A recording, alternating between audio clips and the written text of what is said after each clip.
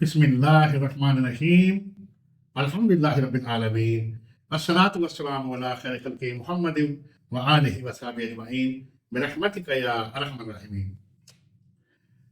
अस्सलामु अलैकुम व रहमतुल्लाहि व बरकातहू। मोहतरम नाज़रीन, आज मैं आपकी खिदमत में जहेज़ के मुतल्लिक़ एक वाक़या पेश करता हूँ। जहेज़ यकीनन हमारे मुआशरे की एक लानत है और बोझ है। जहेज़ के लालचियों का इबरतनाक अंजाम। वाक़या कुछ इस तरह है कि लाहौर मेरे एक दोस्त ने मुझे राब्ता किया कि उनके एक अजीज रूहानी मरीज हैं और आपसे मिलना चाहते हैं। उन दिनों में लाहौर अपनी रिहाइश गाह पर ही आया हुआ था। मैंने उन्हें अपने पास बुला लिया। रूहानी मरीज साथ था, उससे मुलाकात हुई। उसके चेहरे पर सख्त परेशानियां नजर आ रही थी।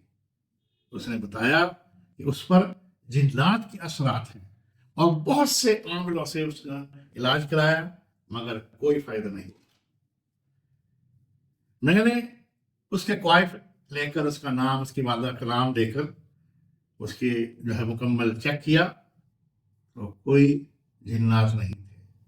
वो सिर्फ नफ्सियाती मरीज था। बुनियादी तौर पर घरेलू हालात की वजह से वो इस नफ्सियाती मर्ज में मुब्तला हो। मैंने उसकी खूब काउंसलिंग की और समझाया। साथ ही फजर नमाज के वक़्त अल्हम्दुलिल्लाह शरीफ का वजीफा उसे कहा कि रोज़ाना सुबह सुन्नतों और फ़र्ज़ों के दरमियान अल्हम्दुलिल्लाह शरीफ 41 मरतबा वला हदूद पाक पानी को दम करके रोज़ाना पीना है 41 दिन। और उसे बताया कि 313 दरूद पाक भी रोज़ाना पढ़ें ताकि हिम्मत, हौसला और ये नफ्साती जो है मर्ज दूर हो इंशाअल्लाह। और साथ ही उसे हुब का वजीफा दिया, अव्वला दरूद पाक और तस्बीह या अल्लाह या रहमान या रहीम या वदूद या वहाबो। ये तस्बीह करके अपनी बीवी को ख्याल में दम करो ताकि उसकी बीवी उसके साथ नरमी इख्तियार करे।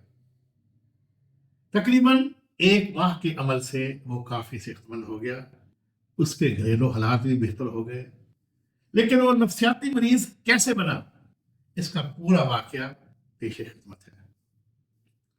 ये कहानी और ये वाकया एक मुतवस्सित तबके के खानदान की है जो अपने बेटी की शादी के ख्वाब देख रहे थे। हामिद साहब एक ईमानदार सरकारी मुलाजिम थे जिनकी बेटी आयशा निहायत नेक सीरत और तालीम याफ्ता थी और एक स्कूल में बच्चों को पढ़ाती थी और हमेशा अपने वालिदैन का सहारा बनी। हामिद साहब और उनकी बीवी ने अपनी बेटी के मुस्तकबिल के लिए बरसों से थोड़ी थोड़ी रकम जमा कर रखी थी मगर उनकी हैसियत इतनी नहीं थी कि वो कोई बड़ा जहेज दे सके। फिर जब आयशा के लिए एक अच्छे घराने से रियाज नामी नौजवान का रिश्ता आया तो पूरा खानदान खुश था। रियाज एक अच्छी नौकरी पर था और पढ़ा लिखा लड़का था जिससे आयशा को खुशी मिली कि उसे एक हम ख्याल शरीक हयात मिलेगा। लेकिन जब शादी की तैयारियां जब शादी की तैयारियां शुरू हुई तो रियाज के वालिदैन ने अचानक बड़े जहेज का मुतालबा कर दिया। उन्होंने कहा हमें तो कोई लालच नहीं है मगर जमाना देखता है, आजकल लोग देखते हैं कि लड़की घर वाले लड़की को क्या जहेज दे रहे हैं और उसी के मुताबिक लड़की की इज्जत बनती है। हमारा खानदान बड़ा है और लड़कों के दोस्त अहबाब भी बहुत हैं, जहेज भी अच्छा मिलना चाहिए और लड़के के दोस्तों को भी शादी पर अच्छे तोहफे मिलने चाहिए और अपनी बेटी के साथ गाड़ी और कुछ सोना देना तो यकीनन फर्ज है। यह सुनकर हामिद साहब परेशान हो गए। वो पहले ही अपनी बिसात से, अपनी गुंजाइश से, अपनी चादर से बढ़कर शादी की इंतजाम कर रहे थे। आयशा ने जब वालिदैन की फिक्र देखी तो उसने रियाज से रब्ता किया, रियाज से बात की।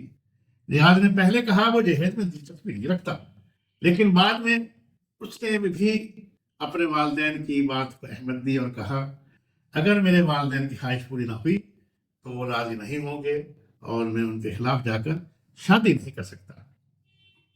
یہ الفاظ عائشہ کے لیے کسی زخم سے کم نہ تھے. اس کے والدین اس کے مستقبل کے لیے قرض لینے پر مجبور ہو گئے. آخر کار عائشہ نے ریاض سے شادی کرنے سے انکار کر دیا، کیونکہ وہ جانتی تھی جو شخص لالچ کے بغیر رشتہ قائم نہیں رکھ سکتا وہ شادی کے بعد بھی عزت اور محبت نہیں دے سکتا. ریاض کے والدین نے یہ رشتہ توڑ دیا اور ایک دوسرے امیر گھر کی لڑکی سے اس کی شادی کر دی، جہاں انہیں بہت سارا جہیز ملا. لیکن بدقسمتی سے لڑکی کے گھر والے زیادہ تر بدماشی ان کا پیشہ تھا. ایک موقع پر لڑکی ناراض ہو کر اپنے گھر چلی گئی. اگلے دن لڑکی کا باپ ان کے گھر آیا اور کہا، لڑکے کے باپ کو کہا، میں تم سب کو کتوں کی طرح قتل کر دوں گا اور تمہارے پورے گھر کو آگ لگا دوں گا اگر دوبارہ میری بیٹی نے شکایت کی. اس شدید دھمکی کی وجہ سے ریاض کا والد انتہائی پریشانی میں شدید بیمار ہو کر بستر سے لگ گیا اور فقط 10 دنوں میں موت کے منہ میں چلا گیا. اس دن کے بعد لڑکی نے اپنے شوہر، اپنی ساس اور دوسرے افراد کو اپنا ذاتی ملازم سمجھ کر خوب ذلیل کرنا، گندی گندی گالیاں نکالنا، اور ریاض کا پورا گھر درہم برہم ہو گیا. کچھ عرصے بعد ریاض کو ڈراؤنے خواب آنے لگے اور اس کے ساتھ دورے پڑنے لگے. وہ رات کو جب سوتا اچانک ہڑبڑا کر اٹھ جاتا، چیخیں مارتا. ان کا خیال یہی تھا کہ یہ جنات ہے، لیکن جیسے میں نے پہلے عرض کیا جنات نہیں تھے، وہ ایک نفسیاتی مریض بن چکا تھا. اب دوسری طرف آپ دیکھیں عائشہ، جس کا رشتہ ریاض اور اس کے والدین نے ٹھکرا دیا تھا. عائشہ کی کچھ عرصے بعد ایک اچھے شخص سے شادی ہو گئی جو اسے اس کی خوبیوں اور سیرت کی بنیاد پر بہت چاہتا. اس نے اس کے ساتھ شادی کی نہیں چاہت کی وجہ سے، نہ کہ دولت کی وجہ سے. اس شخص نے اسے عزت دار اور خوشحال زندگی دی، جبکہ جہیز کی خواہش رکھنے والے خاندان اپنی لالچ میں برباد ہو گئے تھے. اس پورے واقعے میں ہمارے لیے کم از کم 4 سبق ہیں. نمبر 1، جہیز ایک لعنت ہے. یہ والدین کے لیے مالی بوجھ بنتا ہے اور کئی خاندانوں کو قرض میں دھکیل دیتا ہے. نمبر 2، خالص رشتہ دولت سے نہیں، محبت اور عزت سے بنتا ہے. جو لوگ جہیز کے بغیر شادی قبول نہیں کرتے وہ اصل میں خود غرض ہوتے ہیں. نمبر 3، خواتین کو اپنے حقوق کا شعور ہونا چاہیے. انہیں ایسے رشتوں کے لیے خود کو قربان نہیں کرنا چاہیے جو صرف دولت پر قائم ہو. نمبر 4، معاشرے کو اپنی سوچ بدلنی ہوگی. لوگ عزت کو پیسے اور جہیز سے نہ جوڑیں بلکہ اچھے کردار اور تعلیم کو ترجیح دیں. یہ واقعہ ان والدین اور لڑکیوں کے لیے ایک سبق ہے جو سماجی دباؤ کی وجہ سے خاموشی سے جہیز کے بوجھ کو برداشت کرتے ہیں. اگر ہم سب مل کر اس برے رسم و رواج کے خلاف آواز اٹھائیں تو ایک دن معاشرہ اس لعنت سے نجات پا سکتا ہے. جزاک اللہ خیر. اللہ عز و جل ہم سب پر اپنی رحمت نازل فرمائے، ہم پر ہمارے گھروں پر اپنا فضل و کرم فرمائے، ہم سب کو اچھی سوچ عطا فرمائے اور ہم سب کے لیے آسانی پیدا فرمائے. اللہم آمین. جزاک اللہ خیر. اللہ حافظ.